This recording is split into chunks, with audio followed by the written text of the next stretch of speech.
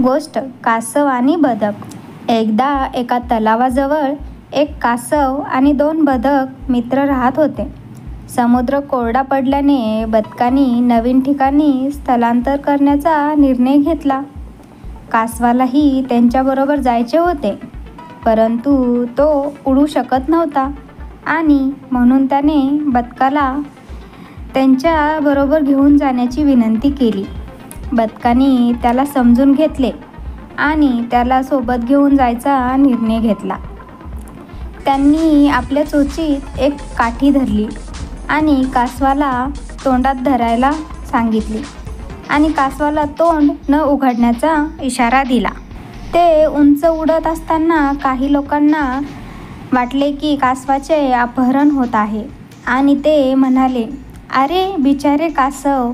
यामुळे कासवाला राग आला आणि त्याने लगेच काहीतरी बोलण्यासाठी तोंड उघडले. तोंड उघडल्यावर कासव जमिनीवर पडले आणि मरण पावले. तात्पर्य: बोलण्यापूर्वी विचार करा, सूचना नीट ऐकून त्याचे पालन करा. Like, comment, and subscribe.